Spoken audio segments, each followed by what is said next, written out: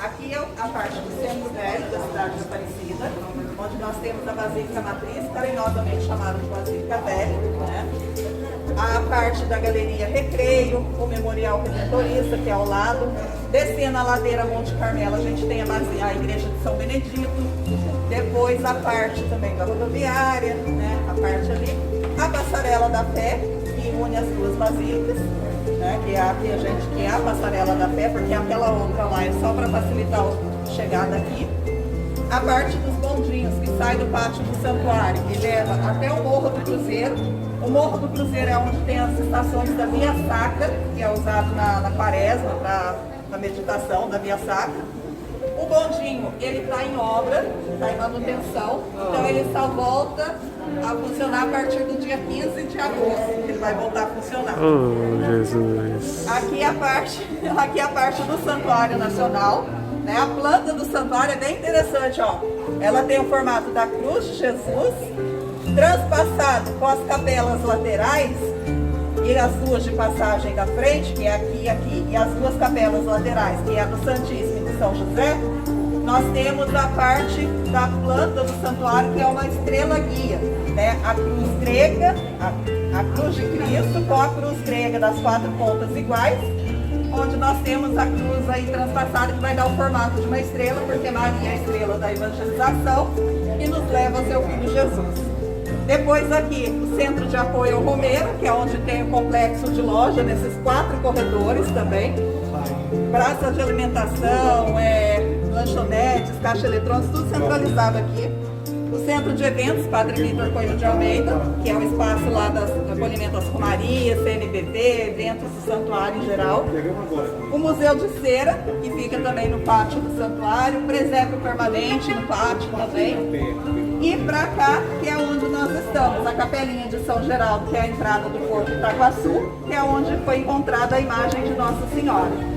O Trem do Devoto, que é o que a gente vai ver daqui a pouquinho ali, e o Caminho do Rosário, que vai estar aqui, ao ladinho aqui, dessa parte aqui pela cidade do Romeiro, nós temos a parte do Caminho do Rosário.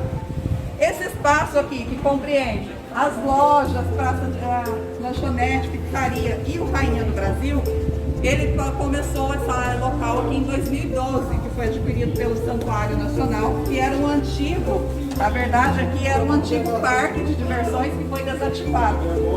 E daí o Santuário adquiriu e começou a construção da cidade do Romeiro, para dar esse atendimento melhor às pessoas. E o mais novo empreendimento feito anexo a ele é justamente o Caminho do Rosário, que nós vamos conhecer. Parte do Caminho do Rosário, que é o trem do Devoto, né? Esse trenzinho, ele faz também o percurso do Caminho do Rosário, mas ele tem o custo, como vocês estão vendo ali, né? O adulto, só ida é R$12 e de volta é 20, né? E faz o percurso do caminho. Só que daí você não consegue conhecer o caminho como eu vou passar para vocês, né? Mas é uma opção também para quem não quer caminhar, aí paga o ingresso e vai pelo Caminho do Rosário no trenzinho, né? Aí nós vamos continuar. E esse trenzinho, ele funciona todo de domingo. Vou no trenzinho. Vou no trenzinho. Olha aí o trem fazendo o percurso, bora, vamos lá. Bora lá, senão você não faz, caminho.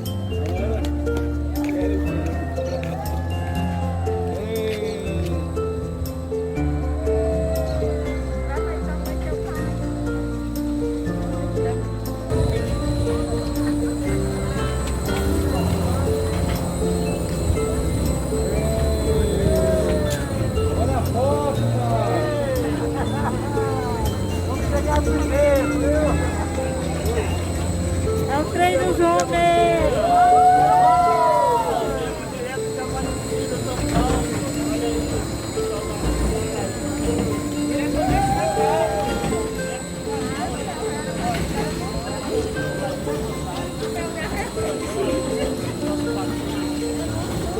Quando foi feito o Caminho do Rosário aqui, foram chamadas 4 pessoas para organizar esse caminho. O Jair Pinheiro, que é o paisagista, que colocou mais de 200 espécies de plantas diferentes aqui. E dessas plantas, 7 representam os frutos de Israel, que é a tamareira, a cevada, o trigo, a oliveira, a romã, a uva e o figo. São 7 frutos de Israel. Por que isso? Para poder levar a pessoa, através da contemplação da natureza, dos símbolos bíblicos, a meditar a palavra de Deus e estar em contato com Jesus. Porque através do rosário, quando nós rezamos ali as Ave Marias, nas meditações nós vamos ver que a Ave Maria, primeiramente, ela é o início que deu-se ali na Bíblia com o anjo Gabriel, né? As palavras do início da Ave cheia de graça. Depois a Santa Maria foi incorporada pela nossa Igreja Católica. Mas ali, toda vez que a gente reza 10 Ave Marias, o Pai Nosso, antes a gente não faz a contemplação, e ali a gente, nessa contemplação, a gente está em contato com Jesus através da palavra. Então, de uma forma ou de outra, Maria sempre está nos levando a seu Filho Jesus, porque é isso que ela faz, é aquela que nos leva a seu Filho. E o santuário, ele é cheio de simbolismos, como a gente vai ver lá depois. E aqui o caminho foi pensado para ser uma continuação do santuário. A cena que a gente vai ver ali é a primeira cena, né, do caminho do rosário, é o anúncio do anjo a Nossa Senhora. Então, para lembrar o ventre fecundo de Maria, nós temos a romã, porque quando você parte, ela não é cheia de sementes, né? Então, para lembrar isso, né, o ventre fecundo de Maria, através da ação do Espírito Santo. A cevada e o trigo não se adaptaria aqui, então foi plantado esse capim do texto para relembrar, fazer uma referência à cevada e ao trigo.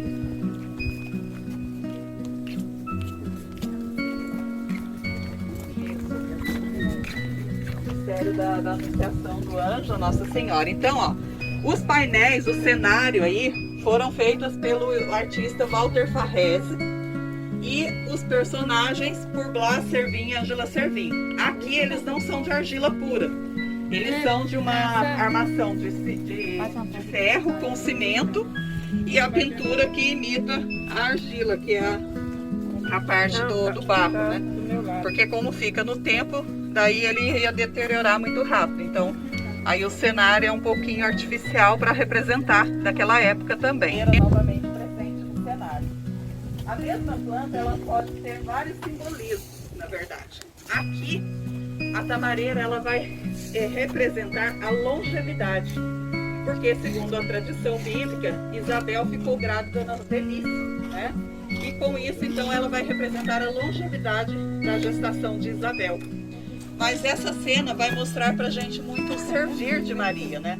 Porque ela, a partir do momento que ela soube da gravidez de sua prima Isabel, ela então vai ao encontro dela para servir, né? E ali o menino vibra de alegria no ventre das mães, né? Então aquele primeiro encontro ali representado de João Batista e Jesus, né? Então depois a gente vai ver essa cena se juntar novamente lá no batismo do Rio Jordão.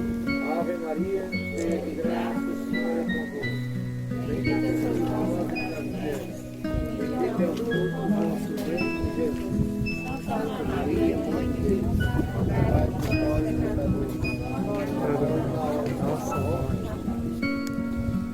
Quando a gente vê a parte do nascimento de Jesus, os primeiros que receberam o anúncio foram os pastores, na verdade. E depois, aí sim chega lá os reis magos que trazem os presentes também, né? Quais que foram os presentes mesmo? Eu tô ficando meio cansada. Ouro, incenso, mirra. Hã? Ouro, incenso e mirra, é isso mesmo. Para representar o ouro aqui. Essas árvores aqui de trás, elas são aquelas árvores que dão aquele cacho dourado. Elas não são flores no momento, é aquela que é chamada chuva de ouro. Ela dá um cacho amarelinho dourado. E embaixo ali, atrás dos bancos, ó, a mirra plantada ali. E depois, para representar o incenso, que não pegou aqui, né? E daí não foi para frente. Então nós temos aí esses espécies representando os presentes do rei. E lá atrás a diadema que representa a estrela de Belém, né? Dessa cena também dos pastores. Aqui atrás nós temos uma planta que é bem interessante, que é a estrelice augusta. Reparem na flor dela, dessa bananeira de jardim, né? Como alguns chamam. Ela dá uma flor que vai lembrar um pássaro, porque olha na cena que nós estamos aqui agora. A apresentação de Jesus templo, onde é ofertada a pomba ou a rola, né, como a oferta dos humildes. Então, para lembrar isso também, esse detalhe. E reparem que as portas do templo aqui, elas estão fechadas, eles estão do lado de fora. Né? Tudo isso é pela tradição da judaica. Porque ali a mulher, quando ela estava nos dias de regra, ela ficava impura. Então ela não podia entrar no templo. Né? Tinha esse limite, ela não podia entrar no templo. E só ali nos dias da sua purificação que ela poderia participar no templo novamente. E com isso também o que acontece? Ali quando Simeão recebe o menino Jesus nos braços, é onde ele fala ali que agora ele poderia morrer, porque seus olhos tinham visto a salvação. E também é a cena da primeira dor de Maria, né? Quando ele fala para Maria que uma espada transpassaria sua alma. Então olha quanta coisa a gente medita, além da Ave Maria rezada na conta do rosário, né? Então a gente vai meditando toda a história de Jesus através do rosário também. Como cristão, a gente tem que se decidir ou seguir realmente a nossa crença ou viver no mundo, né? Então esse caminho vai ser essa divisão, né? Onde a gente tem que se decidir. A gente não pode ficar em cima do muro como cristão. Vamos lá, bora lá. E olha aqui, essa planta aqui, que dá o cacho douradinho também, essa é a cássia. A cássia verdadeira, né? A cássia é a outra lá de trás, que estava seca, não tem flor. Aqui a gente vai ter outra diadema, só que é a diadema vermelhinha. Tamareira novamente, que é o fruto também de Israel.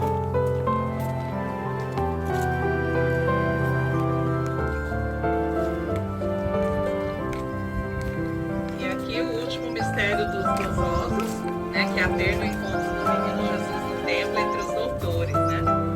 Nessa cena a gente vê também ali a aflição de Maria e José quando não encontra o menino entre eles, né?